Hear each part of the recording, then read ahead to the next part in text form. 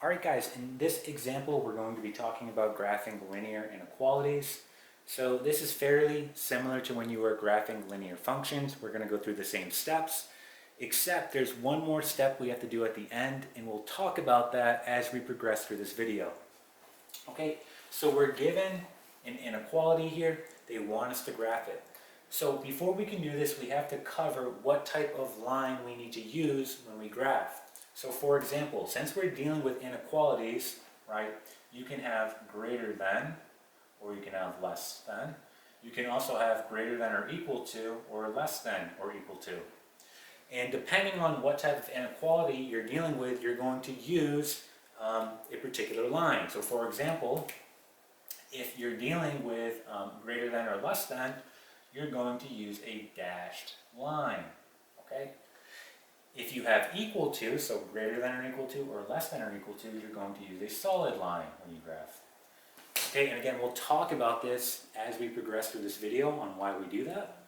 All right, so let's go ahead and graph this linear inequality. So think back when you were graphing linear functions, and you have it in the following format where it's y equals mx plus b. Okay, so when we have an equation in the form of y equals mx plus b and we want to graph it, right, we simply graph the b value first and then we graph the slope. So looking at our inequality, the same thing applies, right? This is going to be our b value and this is our slope. Okay, so let's go ahead and graph these. So first we start at the origin and we graph our b value, right? This is telling us where it's crossing the y-axis. So starting at 0, 0, we go down -2. And we make a point. All right. Now that we have our b value graphed, we want to go ahead and put on our slope. Our slope is 2. So in other words, if we rewrite that, it's really 2 over 1, right? So rise over run. So starting at our b value, we're going to go up 2 and then over 1. Okay?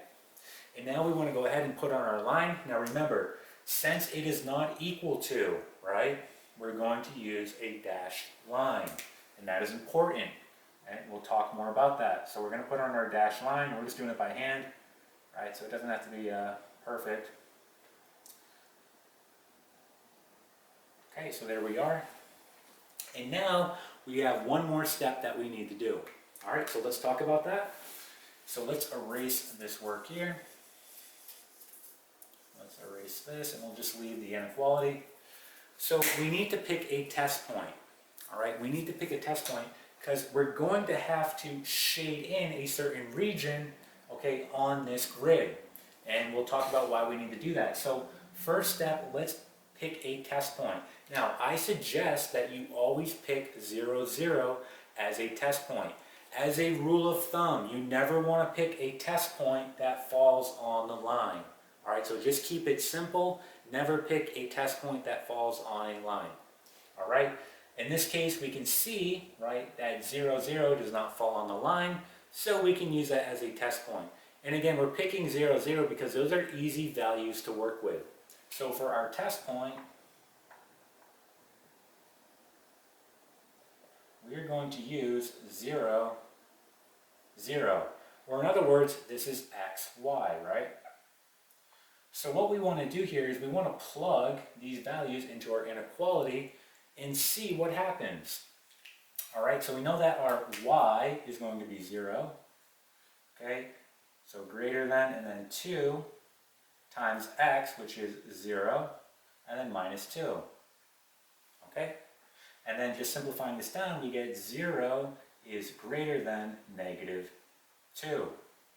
Okay, and now you have to say to yourself, well, is that true? Is 0 greater than -2? And that is true, right? That is correct. That's definitely true. That checks out, right? So since that was true, we're going to shade the region where we tested. So in this case, we're going to shade above the line, right? So we're going to shade all of this above the line. Okay, so we're just shading all above the line. And let's say, for example, that this was false, right?